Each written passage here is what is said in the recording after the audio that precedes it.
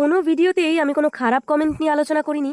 কমেন্টের উত্তর হিসেবে যা বলেছি বা দেখিয়েছি তা আমার কাজ নিয়েই, আর তোমাদের ঝুড়ি ভর্তি ভালোবাসা নিয়ে। খারাপ কমেন্ট যে পাই না তা নয়, তবে সেগুলো খুবই কম, আর তাদের কথাকে বিশেষ গুরুত্ব দিয়ে ভিডিও বানানোর ইচ্ছে আমার হয় না। তবে ফরিদপুরের আমার পূর্বপুরুষের ভিটে নিয়ে কিছু কথা বলেছিলাম একটা ভিডিওতে, সেখানে দুটো কমেন্ট আমি পেয়েছি, মনে হলো সেটার উত্তর দেওয়ার প্রয়োজন রয়েছে। কমেন্ট দুটো এমন ছিল যে, এতই যদি টান তাহলে বাংলাদেশ চলে যান।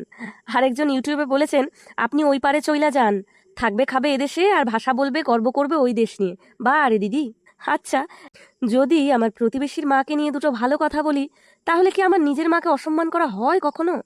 ভালোবাসা, শ্রদ্ধা, প্রশংসা, এগুলো কি এতই ছোট জিনিস যে একটাকে ভালোবাসলে অন্যটাকে অপমান করা হয়ে যায়?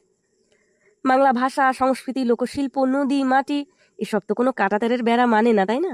দেশভাগ মানুষ করেছে, মানচিত্র মানুষ এঁকেছে, কিন্তু আকাশ, বাতাস, নদী আর সংস্কৃতিকে সত্যিই কি ভাগ করা যায়, নাকি ভাগ করা গেছে কখনো?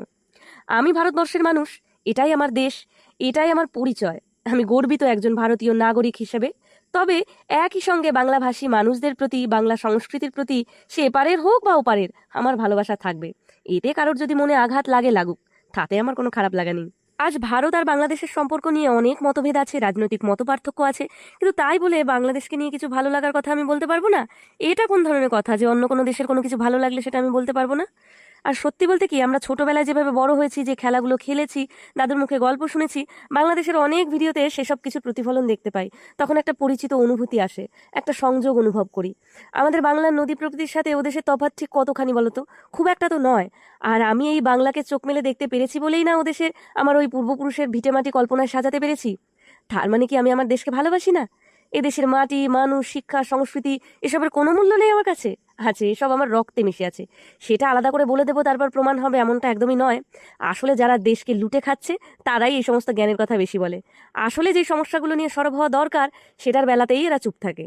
ভালোবাসাকে যদি সবসময় পক্ষ আর বিপক্ষের চোখেই দেখা হয়, তাহলে সেই সমস্যাটা ভালোবাসায় নয়, আমাদের দৃষ্টিভঙ্গিতে। আজকাল সোশ্যাল মিডিয়ায় দুই দেশ থেকেই অনেক মানুষ একে অপরকে আক্রমণ করছে, কমেন্টে কমেন্টে যুদ্ধ চলছে।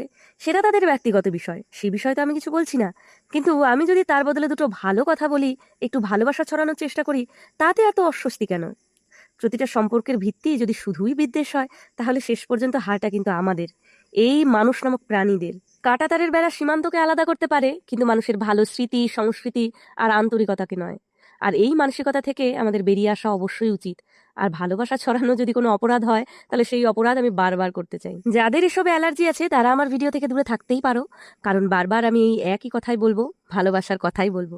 সে মানুষে মানুষে হোক, বা মানুষে প্রকৃতিতে হোক, বা অন্য কোনো জীব বা জড়োর সাথেই হোক। আর বাকি সবাইকে বলবো, ভালো থেকো, ভালো রেখো, ভালোবাসায় বাস করো।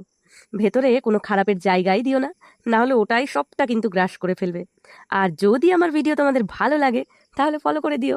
আজ আসি, টাটা।